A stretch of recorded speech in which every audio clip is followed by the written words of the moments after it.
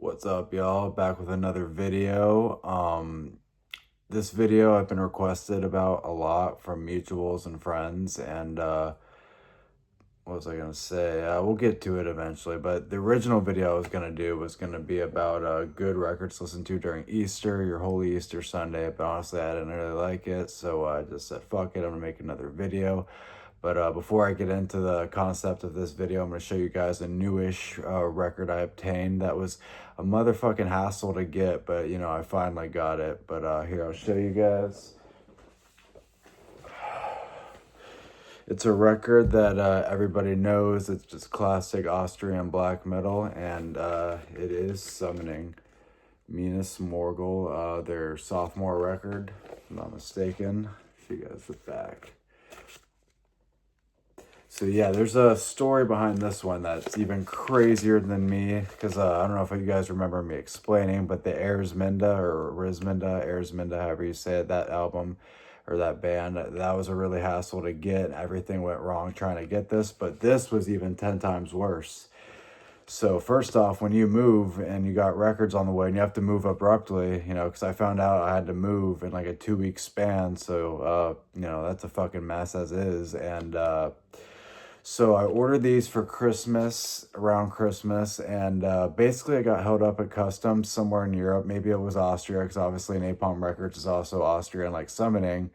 And yeah, they got held up.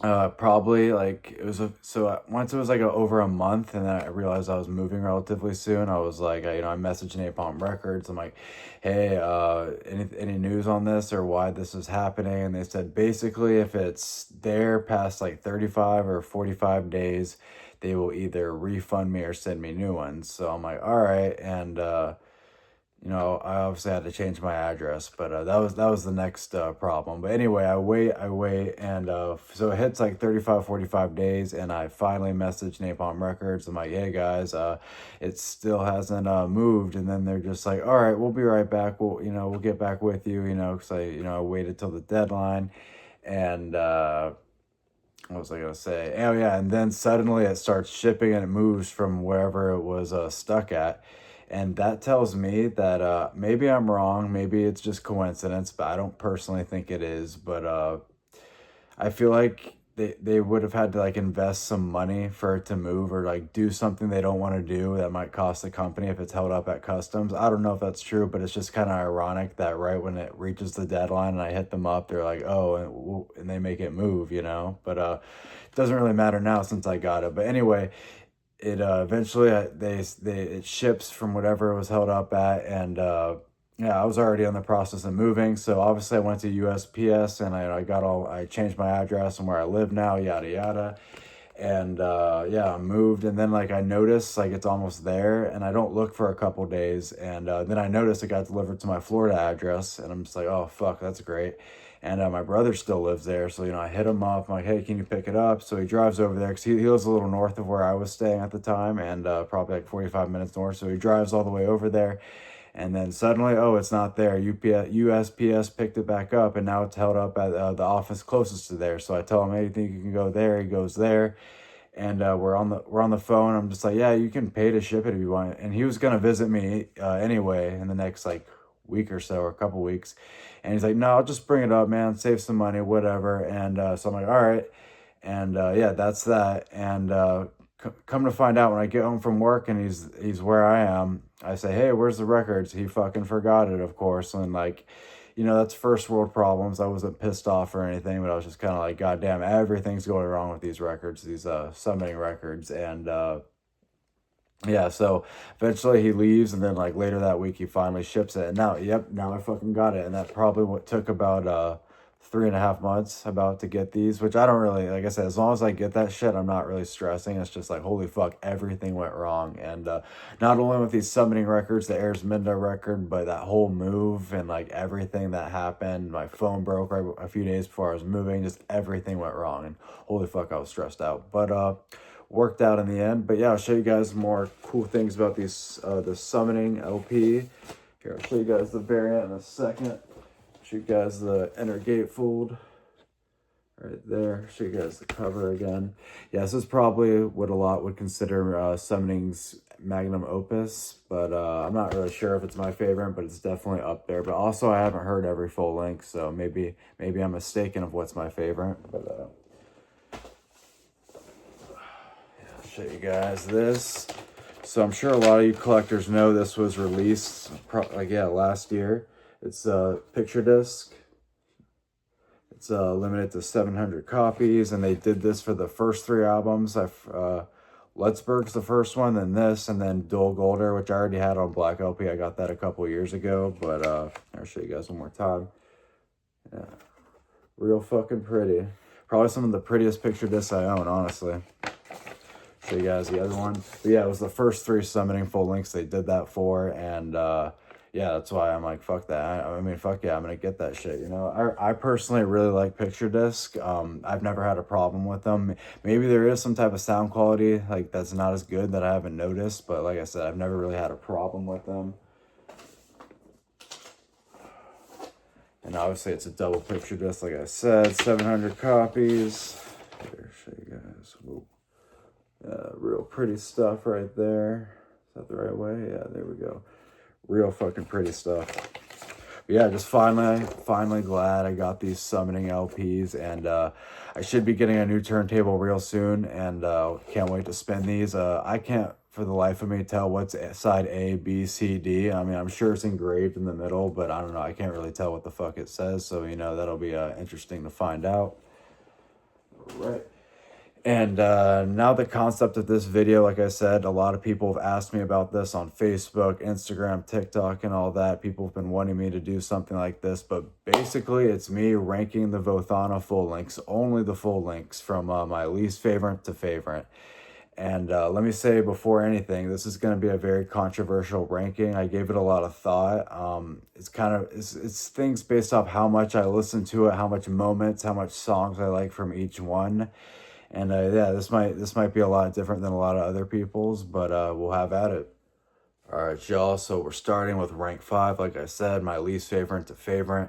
And anyone who has me on social media knows I'm fucking upset. This is I have a good top like 10 projects I've been morbidly obsessed with for like fucking years now. Well, not like decades, but you know, a good 3 to 5 years. And Vothana is one of them. So I like every album, every demo. Obviously, I like some better than others. And I'll eventually do the first 10 demos as a ranking from least favorite to favorite. And then I'll probably do a whole disco of what I personally own. But yeah, like I said, this is just the full length. So we'll get to rank number 5. So yeah, it's already starting controversial off rip. I don't know if you guys saw that for a second, but we'll just show you guys. Action Now, Assert Future, rank 5. You know, take it out and show you guys on, obviously. Got this. This was this and Commando, the 3rd pressing of Commando, were the first Vothana LPs I ever got in 2022. I guess I'll give you a little backstory of how I got into it. So this was sometime in the later half of 2022. I'd only been on a black metal for like almost 2 years, so you know, not that long. I mean, still I haven't been into it that long, but yeah, I saw an album cover on someone posted on my Instagram of Never to Submit, and I don't know why, it just looked very appealing to me. I'm just like, I really like the authenticity of like the cover, and just, you know, some dude in the snow with a knife or whatever. I'm just like, oh, that's pretty cool. And yeah, like, keep in mind, I haven't been in a black metal that long, and so when I saw something that was a little different, not even necessarily different, but just had its own aura, I guess, and like I'd only seen so many different, you know, black metal albums, heard so many, so basically it just was very appealing to me. So fast forward maybe a few days later, I was in my car, I think I was on my way to work, and I started blasting Never to Submit. And it's funny because I liked it, like I was enjoying this, but I wasn't like convinced or blown away. Like I wasn't like, holy fuck, this is going to be one of my favorite bands ever. It was more so, oh, it's interesting. It's because it wasn't something like I exactly heard. Like obviously it has its influence. Kenny has his influences, but yeah, it just wasn't something I wasn't used to. But yeah, so, you know, I liked it, you know, to an extent, but like I said, I wasn't fully blown away. And I think later that year, later 2022, I was looking at Kenny or Vothana's label, went to Darker Than Black, and I ordered Action Now Absurd Future and Commando. And yeah, I got those probably at the end of 2022. And yeah, I would listen to them from time to time, you know, like I enjoyed it, but I wasn't, like I said, fully hooked. Even those first 3 full lengths, I wasn't fully hooked yet. And fast forward to about a year later, to later 2023, Darker Than Black represses demo 3, 4, and Game Over, and then the first time pressings of demo 5 and 6. I saw some mutuals posting about it, and I was like, holy fuck, like, I don't know why. There's just something in me that made me really want them. And I didn't really looked over Vothana's disco that much, and I knew there's a lot of releases, but I didn't look very thoroughly. And I was seeing all these pressings, all double LPs, you know, really nice artwork and shit like that. And I was just like, yeah, I gotta get this shit. And it was right before my birthday. They were announced, and by the time my birthday rolled around in October, I went to New Era. I remember I ordered demo 3, 4, and Game Over, and then Dark Hidden, and ordered demo 5 and 6. And yeah, it was pretty cool. I remember when the New Era order arrived, it was, like I said, demo 3, 4, and Game Over. I also had 2 other orders that arrived on the same day, and this was like right around my birthday, so this was fucking awesome. It was Take's newest album from 2023, and it was signed by Host, and then Exhumed Gore Metal reissue, obviously the debut. Yeah, that was a fucking sexy ass haul. But yeah, those arrived, and then eventually demo 5 and 6 arrived, and I think I listened to those, I think really only once, and that's when I knew I was hooked on fucking Vothana. Like, I don't know what it took, but once I got all those demos and Game Over, I was fucking hooked, and have been ever since. So, I mean, I guess I've been a fan of Vothana for a little over, around 3 years, and now it's like I've been hooked for, like, you know, 2 years, or not quite 2 years, but I've been hooked for a little while now. So that's basically the story. So it took me a good handful of times, and once I got more hooked on the demos, then I really appreciated the full lengths even more. Like, I probably listen to the full lengths even more than the demos nowadays, but you know, I really like both. So I won't say I like the full lengths or demos better, but I definitely probably listen to the full lengths a bit more. Anyway, though, we'll get back to it. Demo or Action Now Absurd Future is rank 5, and I'll start off by the first 2 tracks are some of the most triumphant, you know, parts of Kenny's disco. What is it? Strike Force and Bloodshed spills out on the streets for track 2. Yeah, I mean, I love how the drums sound on this. I would say out of the full lengths, I think the drums sound best on Action Now and Game Over. Are probably like how, when it comes to production of the drums, I think they sound the best. And Strike Force and the second track really do well at showing that in the production. There's a riff on the second track, Bloodshed Spills Out on the Streets. It's going towards the halfway mark. I mean, I don't really know how to describe it, but it's definitely one of my favorite riffs in Kenny's disco. This album in particular, I can't say why or know why, but it reminds me of like a cold morning, like in war, like sometime in the 1900s, like a cold morning, you know, winter, war, stuff like that. I don't know why. It's just war, morning, coldness. Like, I can't explain. I think it's the guitar tone and the riffs. I mean, that's just probably something that clicks with me in my head personally. But show you guys the variant.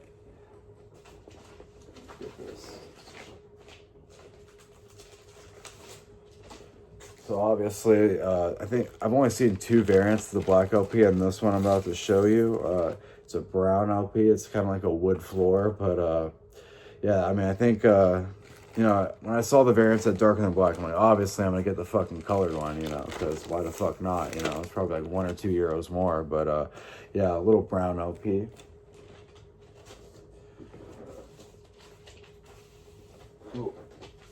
Yep, this would be rank 5, Action Now Absurd Future. Like I said, that's pretty controversial off rip, and I know a lot of people who are, you know, at least into Vothana quite a bit, would probably say this is their favorite album, or at least top 2 or 3.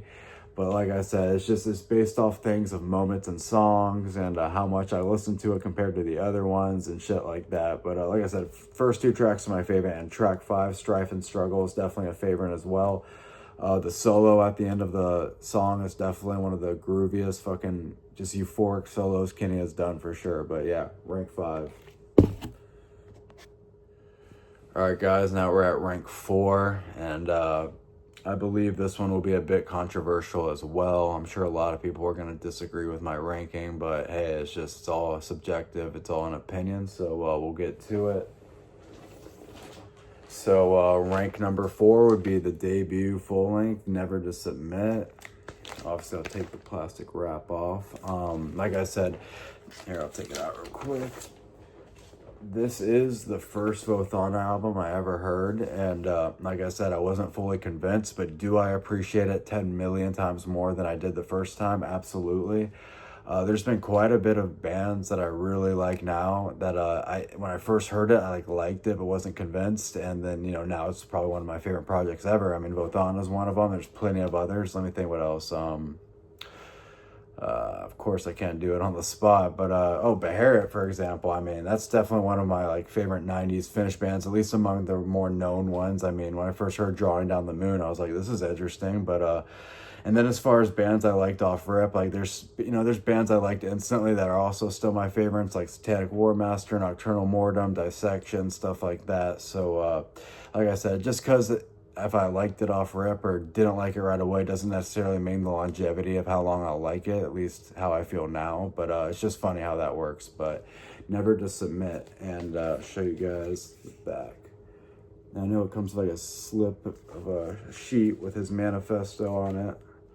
Show you guys. Where the fuck is it? Oh, it's in the middle. Got that right there. Got good old Kenny Vu. And you got his manifesto that I'm definitely not about to read. But yeah, I mean, this vinyl is super high quality. Obviously, I didn't get this when it was pressed because, like I said, I wasn't a fan yet. This came out in 2019.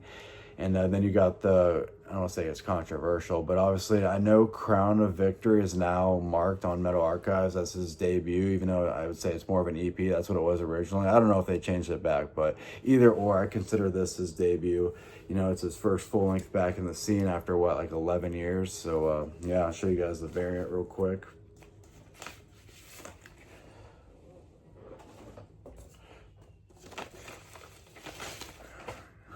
Red orangish LP. I'm pretty sure this says red in the description.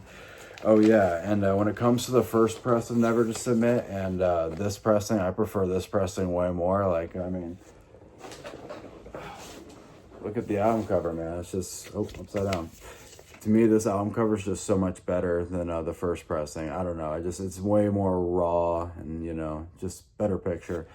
And yeah, so as far as the track listings, Death Before Dishonor is obviously a really good track. I mean, I'd say the first 4 tracks are definitely the peak of this album. The last 3 are good too. Title track, Glory, Hear the Sirens Echoes are also relatively good.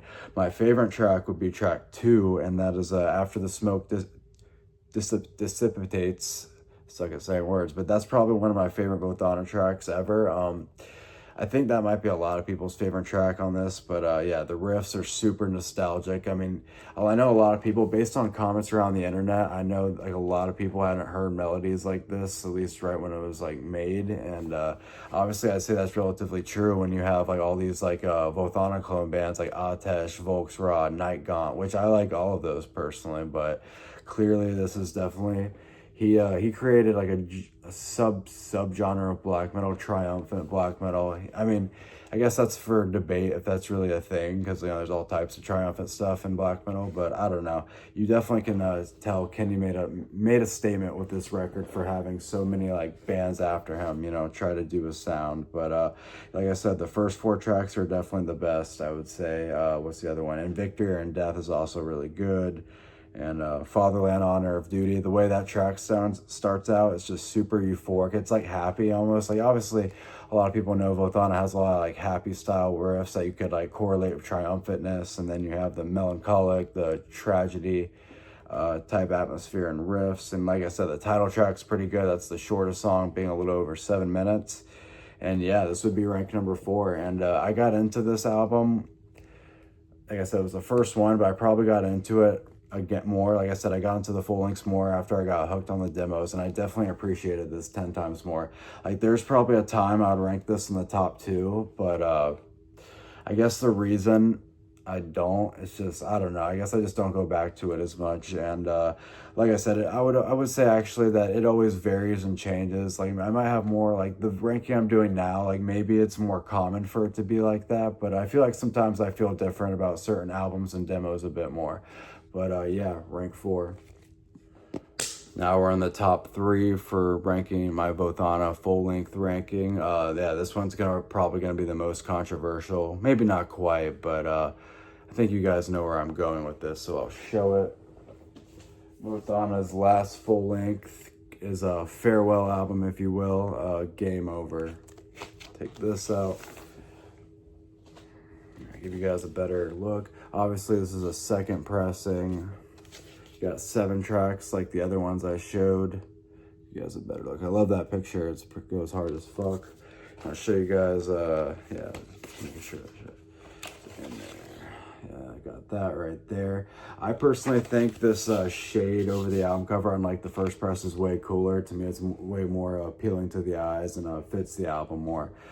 So yeah, I mean, this is his most hated full length. I mean, if you read reviews around online, a lot of people were pretty disappointed by it. But yeah, I mean, I blind bought this, like I said, with the demos. This was so when I got the demos and got more into it, the only albums I heard were the first 3, so I hadn't heard Game Over yet. And I don't know, I really enjoyed it off rip. Like it could have been a factor of me listening to some of the demos and really enjoying that and having all these vinyl come at once. And then I hear this, I'm just like, yeah, add more to the fucking euphoria, the indulgence, you know. But starts off with Pray for Your Life, which I've been listening to that song a lot lately. Like, especially when I go home from work, if I'm like working a morning shift, I don't know, I play that song going through traffic after work, and I really like that song. Violent Threats, track 2 is also really good.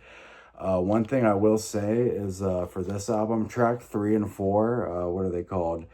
Trench Knives, Clenched Fist, and The Fury Rages On. I like those tracks, but I'd say they're probably the weakest tracks in all of his full-length songs. So I guess I can see why people wouldn't like, you know, might not be as fond of this album as the others. But like I said, the first 2 tracks are super fucking aggressive. Like I said with Action Now, I really love how the drums sound in this. They sound super, they have a lot of horsepower and in your face. Track 5, Mayday, Mayday, or Mayday, Mayday, Mayday.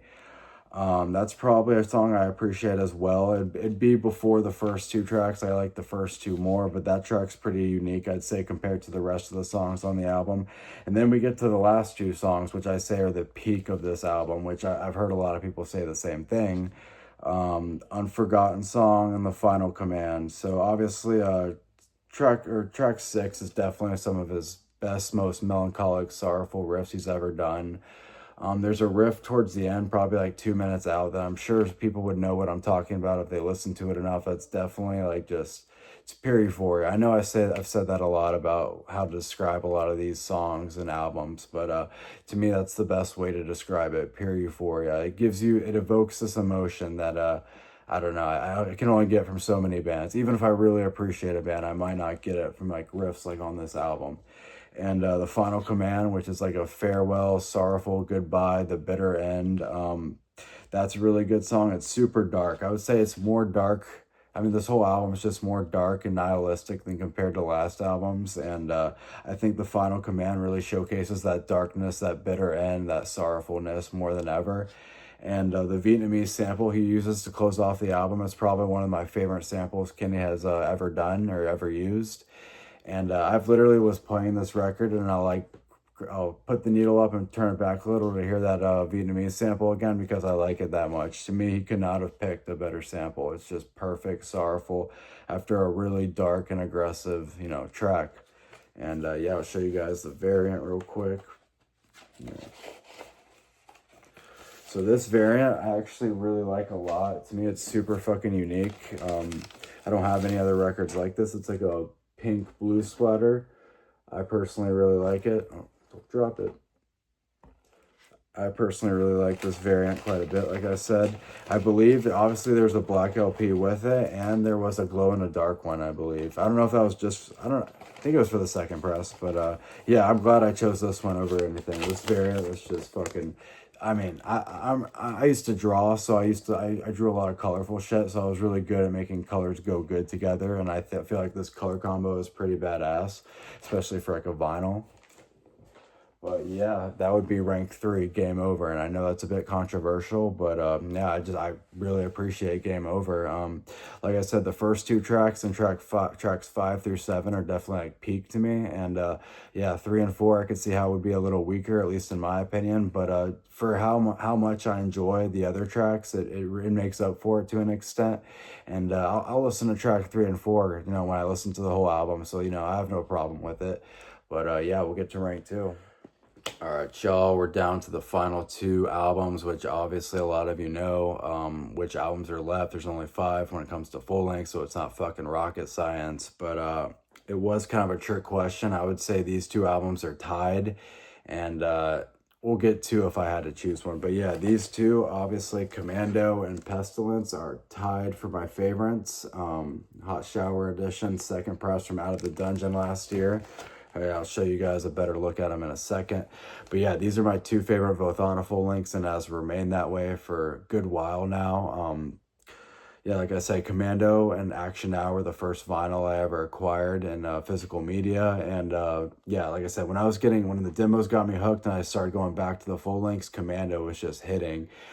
There's a time, this was a couple years ago, I would get a bunch of shrooms and like microdose and obviously listen to a bunch of records, but I would constantly listen to Commando. And yeah, I was just fucking, I felt it, man. I was like, fuck yeah, this album is just fucking, like the riffs. To me, the riffs on Commando and Pestilence, well, they're different. I'm not going to put them together like that, but we'll say with Commando, the riffs are just the most emotional, nostalgic. They're everything Vothana is known for, but times 10, which I believe that's why at a Hot Shower Fest, this is the album he played and they made an exclusive vinyl for, because the riffs, the atmosphere, everything about it is just, it's just as best as it can get. It's the best type of Vothana, and it is the longest full length. I believe it's clocking in at 1 hour and 18 minutes. Action Now is only like a minute or 2 shorter, but yeah, this is Commando's the longest full length. And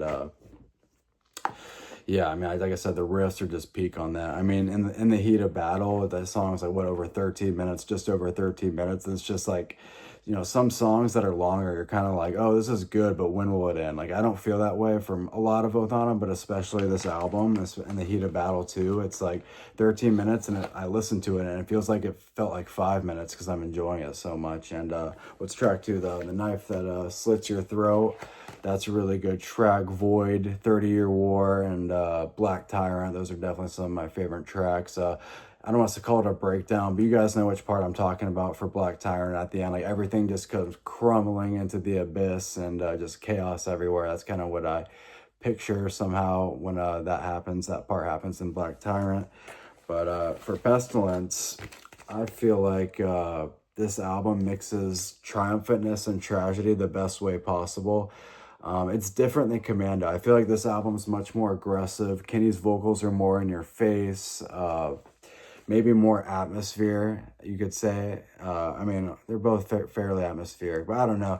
They just both, like, each Vothana album just has that sound where it's like, you know, you can tell which, like, if you only heard a couple songs and you hear another song, you'd probably be like, if you're, you know, into this shit for real, you know, you're like, oh, this would belong in that album. And that's how I feel a lot about a lot of Vothana albums. And Pestilence, you only get 4 tracks. Here, I'll take this out. Oh, you only get 4 tracks, and let's just say not a second is wasted. But I'll show you guys the back. I didn't realize the vinyl was out of that. You got a silver foil instead of a gold, unlike the first press, which I would have preferred a gold foil, but, you know, I'm not complaining, you know. But as long as I got the vinyl, I'll show you guys the variant. I call it a Fireball LP. I'm not sure if that's what it's titled, but yeah, pretty badass LP. Put that back right there, put on the towel. But yeah, it's really hard picking, you know, between Commando and Pestilence. I mean, this album, first off, the album cover. This album cover goes hard as fuck. And then you got like a dragon on the back, right? That's a dragon. Yeah, it's just the art, you know what I'm saying? It's vines, whatever. I think the dragon's on the actual vinyl. But anyway, yeah, this album cover goes so hard, you know, and the silver foil, just everything about it's just super aggressive and in your face with it. And then you got Kenny's fit. and the pose and all that, the flames. It's just, I don't know, it fits the music really well. Synagogues Will Burn is what starts off the album, and that's just under 12 minutes. And I would say the ending riff is the best part of that song. It's super catchy, makes you want to bop your head, really good. And then Jews Are Our Misfortune, which is the second track, and that's like a little under 11 minutes. That probably has, okay, so as far as when it comes to Triumph and Tragedy, I'd say the first song is very more on, or not even that, let's just say aggressiveness and more melody and atmosphere. I'd say the first track is a good mix of melody and aggressiveness. And then the set track two, Jews Are Our Misfortunes, more on atmosphere and melody. And then Ashes is, like I said, more on atmosphere as well. And then I would say the title track, Pestilence, is more aggressive again. So the first two tracks, or the first track mixes those elements really well. The second and third track mixes more melody and atmosphere. And then the fourth track is just pure aggression, which is a cool way to end the album, you know, not too nostalgic or emotional. It's more just in your face, you know, heaviness. But yeah, Pestilence right here. I'll show you guys Hot Shower exclusive Commando. Yeah, I really gotta take it out of this, but what's that? It's like that. So you got album cover right there, side A, side B.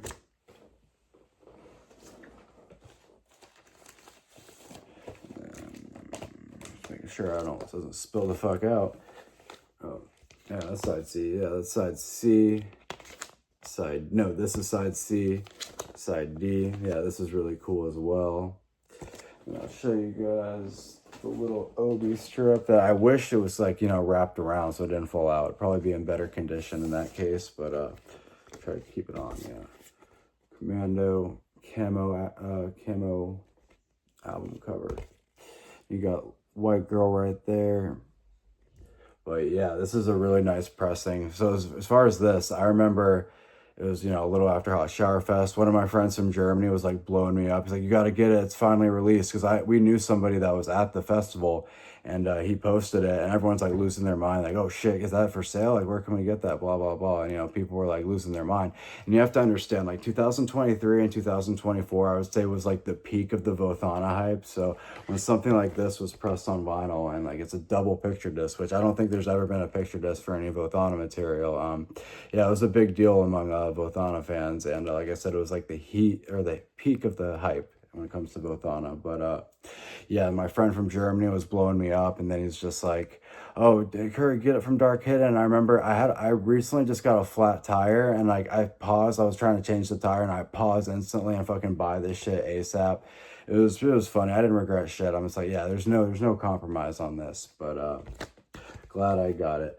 So in terms of picking between Pestilence and Commando, if I had to choose, Pestilence would be number 2, ranked 2, and then Commando would be my favorite full length. And I think that's really, I like them the same, but like I said, I was in a Commando before Pestilence, and Commando is more regarded as his like peak material. Not that I should choose it because of that reason, but it's longer, more tracks, more that was an album that hit him to the next level after Never to Submit. So I'd say it's more important in his disco, but like I said, Pestilence is just pure raw aggression and atmosphere. So it really is. I would like it the same, but yeah, like if I had to choose, Pestilence 2 and Commando 1. So yeah, there you have it. That's my Vothana ranking. I'm sure I could have explained some shit a little better, but that's just my ranking. And like I said, I'm sure it's a bit controversial too. So a preview will go on my TikTok and Instagram, Antichrist Vomit Chalice, and obviously, like I always say, this will go on my YouTube, Decibels_666. I appreciate everybody watching my shit, fucking liking, supporting, all that. Definitely more videos coming soon.